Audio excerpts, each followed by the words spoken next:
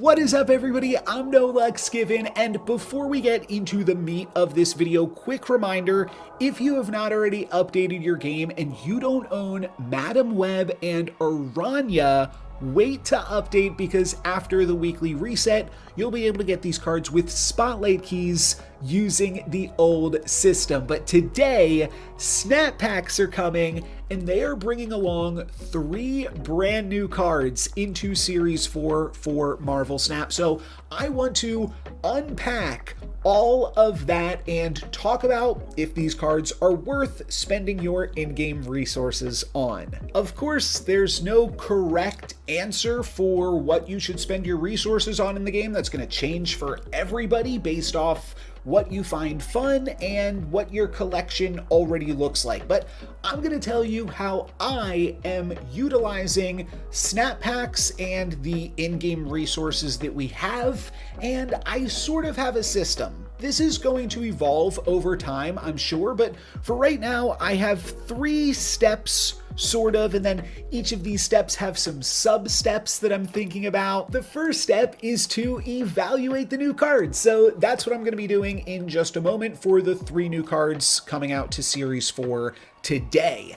The next step is to separate these cards into effectively tiers, and I'm thinking that there's going to be 3 tiers for cards in Marvel Snap, essentially, but, you know, your mileage may vary. I think that there's cards that you need, there's cards that you want, and then there's cards that you don't want. And there could potentially be some leeway in these. I think that it's potentially even better to rank cards fully, even within these tiers, rather than just separating them into 3 distinct buckets. But consider that these are all gradients, and there might be cards that you really need, and there might be cards that you really want and kind of want, and everywhere in between.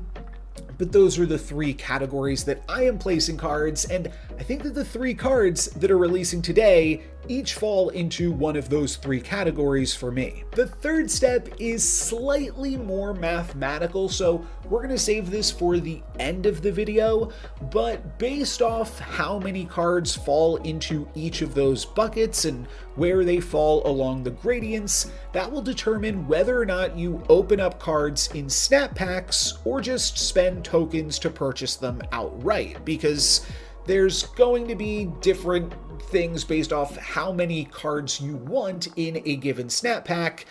Kind of determines if you should be opening them, right? I think that that makes sense. If there's only one card that you want from a given pack, then you're just better off opening for that card directly rather than gambling. And there's some additional math to consider sort of tacked onto that, because cards will move from seasonal packs to collector's packs, and that will change the math. There might be times where you not only have to evaluate based off which cards are entering snap packs, but which cards are leaving, potentially increasing the chances of opening the things that will remain. And there's a slight also consideration for the Series 5 cards, because even if you really like a card, if you also really like the card coming out next week, then by waiting, you will increase your chances to hit something that you want or need in those earlier examples. So,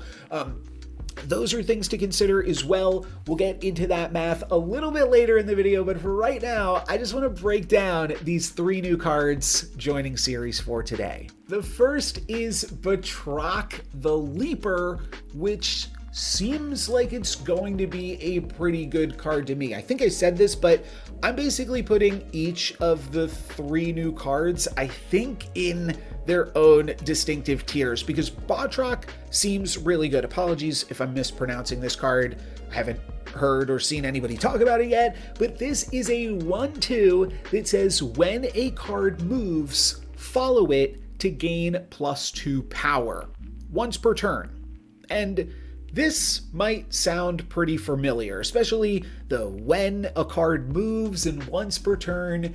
This seems like a card that just slots right on in to Scream decks. And even with the +2 power aspect of it. I think that this is a very clear Scream card. I think that there's other places that Batroc can potentially play in as well, but I think the fact that it just goes into Scream so easily makes it a pretty solid pickup for people that enjoy that deck. And again, if you are not somebody that plays Scream, then maybe Batroc drops a lower tier for you, which I think is a great way to evaluate cards. You don't need a card just because it's strong if you're not going to play the decks that it goes into. But this might be a reason to play Scream, potentially. This card seems very good. If you can trigger it 3 turns, then you're looking at a 1/8, which is pretty good.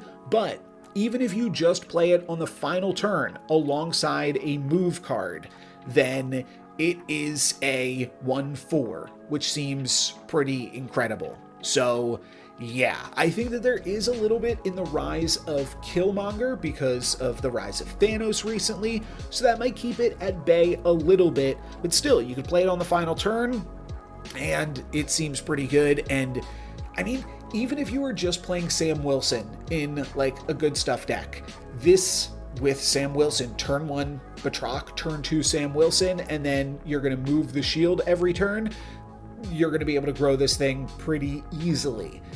There are some weird things because you're going to need to move this card, or you're going to need to move another card, and then you're going to need to move this card. Specifically, I'm thinking about because there's another card that gains +2 power whenever it moves, which is Werewolf by Night, which seems like a pretty cool card to play alongside this as well. But I think that the distinction there is, one, Werewolf can move multiple times in a turn, and I guess I shouldn't say distinction, but I should say where you may not get all of the value is because you need to play your on reveal card, and then Werewolf is going to move, and then Batroc is going to move. That only leaves one more space in the location, and oftentimes Werewolf is moving into a location as the final space in that location towards the end of the game, just because you're playing stones or you're playing some cheap bounce cards and stuff, and that is going to, space is going to be a limiting factor in terms of how you can fully utilize Batroc, which is why I think its best uses are in Scream decks, and then also alongside Sam Wilson, which just seems like a really ridiculous and easy synergy to meet. I will also say that Batroc says when a card moves. It does not say when you move a card, which means even if your opponent is playing Sam Wilson, Batroc is really good. So is Batroc a buff to Sam, or is it like a nerf? Because if your opponent is playing Sam, then even if you don't draw your own, if you draw Batroc, then you can get value out of your opponent moving their stuff around, which also just seems pretty good. So I think that this card is going to have a lot of different homes, because I think that it mostly wants to go in Scream decks, but it can really go in any Sam Wilson good stuff deck. It could potentially get more use. You've got the shield moving around, and you've got Batroc moving around. And then you just need like one other card basically, and you can fill locations for Elsa or other weird things like that. So I think that this card is very good, and I've got it at the top of my list for the new cards coming to Series 4. The next card I'm putting at I Want It. And I want it because I want to experiment with Topaz. I think that it seems cool. It's a 3/4 that says after you play a card here, move it to the middle location. And this is a text box that excites me a lot more than Hercules, which I think occupies kind of a similar space, but asks for so much less. Basically, it just asks for you to play a card in the location where you've already played Topaz, and then you get a free move trigger on it. And that's free pumps for Dagger and Human Torch and Multiple Man, whatever you want. Yeah, Multiple Man could work. So there is a definite downside to this, and that is the fact that you're going to put a bunch of power all at one location. However, my initial thought with this card was I shouldn't say however. My first thought with this card was it is potentially another Madam Web for the Madam Web decks when you don't draw Madam Web. And that is not exactly what I think this card is. I think it can be that sometimes. However, I think where this card goes crazy is when you have Madam Web at the center location. Then you play this on the left location and then just immediately get to send all of your cards into Madam Web's location every single time you play them, which is pretty good. There's a little bit of limited use still on the cards because you are going to play Madam Web on turn 2, this on turn 3, which only gives you so turn 4 you play something, turn 5 would be the first time that you're actually using Madam Web, assuming you didn't play a turn 1 Human Torch, right? So there is a little bit of awkwardness with that where you're not being able to fully utilize Madam Web, which is probably the best card in these Madam Move decks, but I think that Topaz does synergize very well with her because it just gives all of your cards a free move, and then you get to move them all again. There is a little bit, so it's an expensive card. It would be one of the more expensive cards in these Madam Move decks, and that might hold it back a little bit. I think that was what a lot of people felt like the big problem was with Hercules. However, I think that there is a little bit more synergy that you could use with Topaz because you could also Iron Fist a card still and use it with Topaz. You would just have to, so Iron Fist is going to move everything to the, I always forget if Iron Fist is to the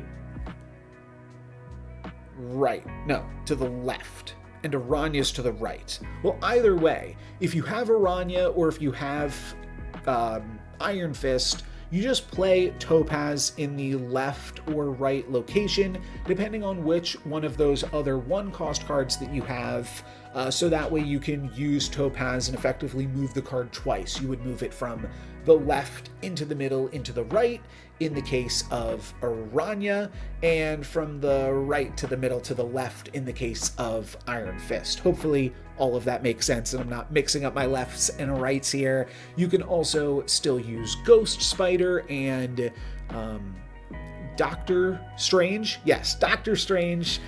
So you can still continue to use those other on-reveal move cards that the deck already employs.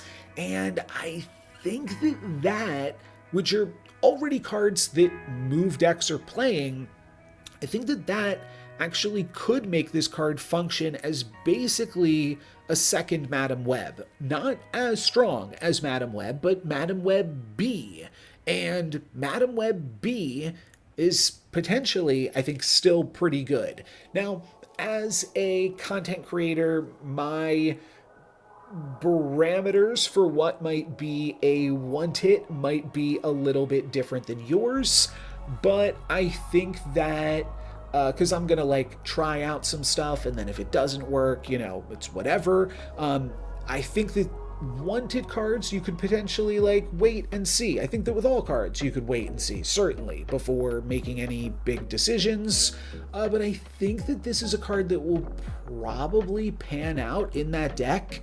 I think it will. I think that it's just cheap enough and easy enough to satisfy. The big difference between this and Hercules is Hercules, you needed Hercules, a card that gained a bonus from moving, and then a card that moved the cards into the Hercules location. This just needs cards that get bonuses for moving. That's really all it needs. Then the rest is pretty flexible, and I think there's a lot of different ways to utilize this in existing decks already. That's not even to say this could see additional utility in decks that don't really exist right now, or even I don't think this is necessarily something that's wanted in a Phoenix Force deck, but I just lost to a Phoenix Force deck the other day, and you could potentially play this on turn 3, turn 4, play Human Torch, and then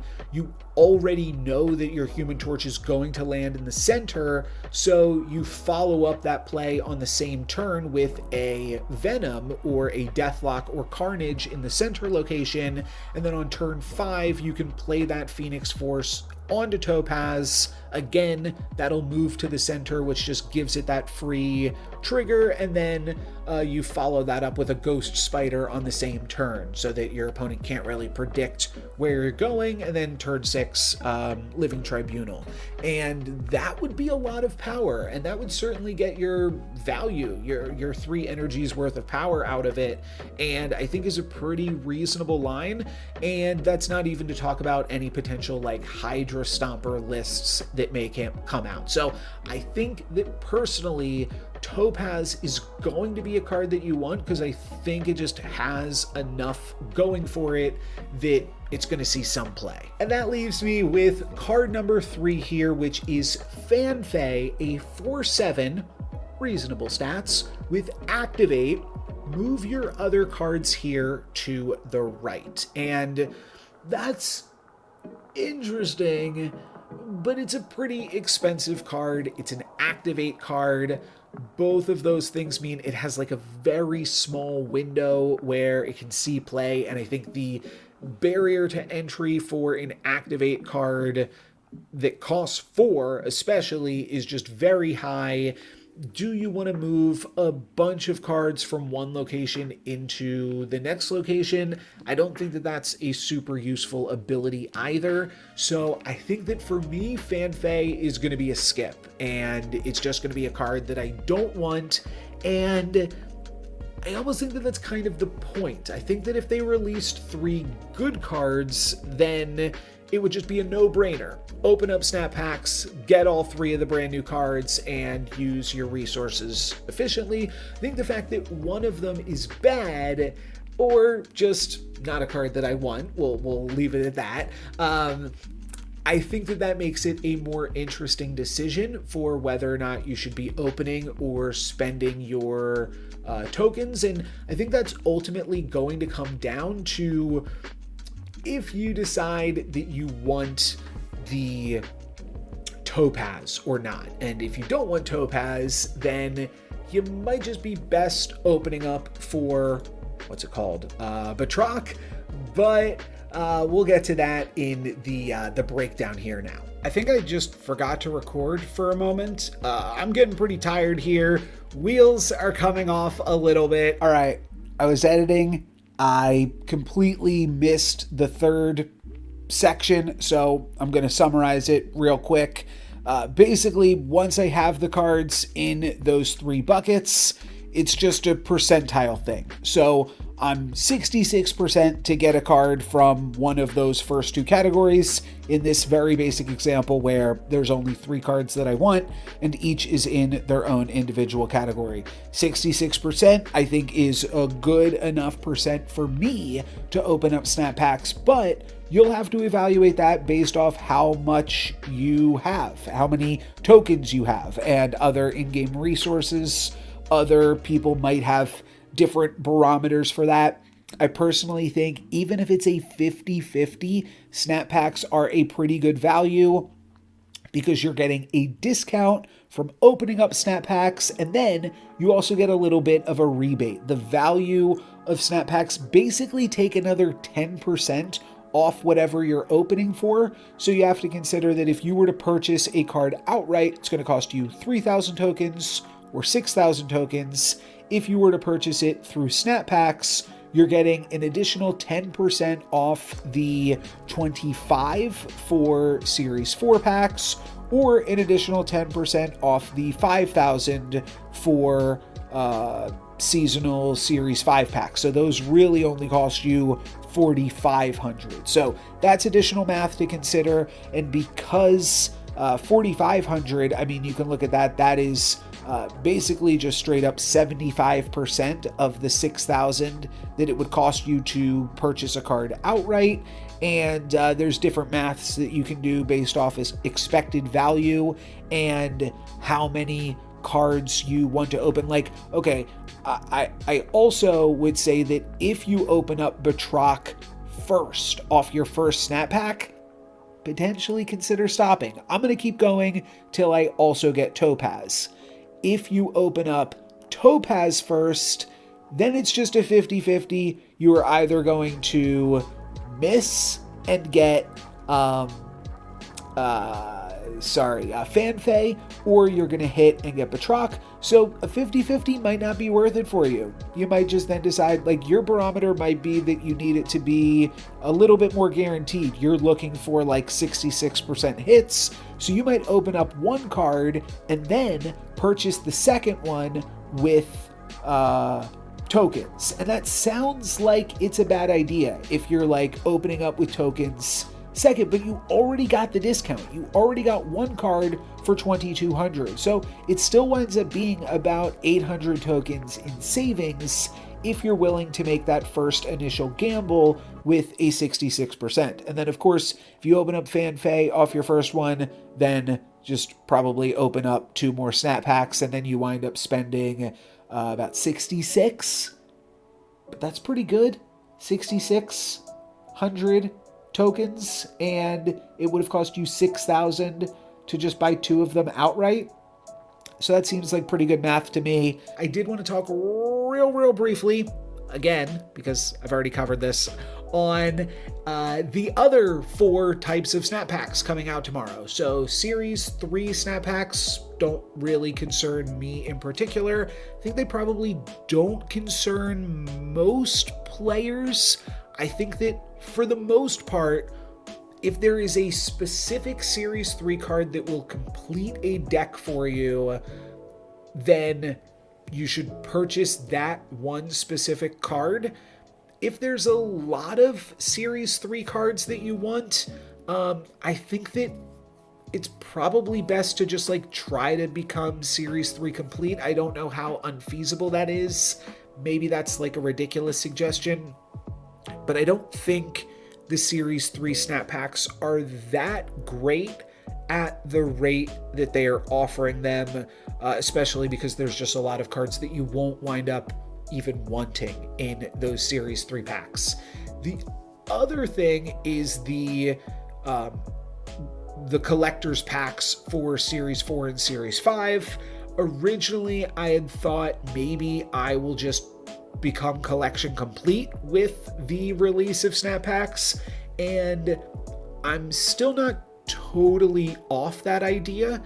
I just want to play around with the system for a little bit first, and I also think that there is still a holdout with the system. There's still a puzzle piece that we don't quite have all of the information on yet, and that is the idea that they might release additional types of packs that have either specific cards from key archetypes or that content creators curate, and those types of packs, I think, could have even better rates than the collector's packs. And even if they don't have better rates, they might just have better pools. They might have worse rates because they have better pools.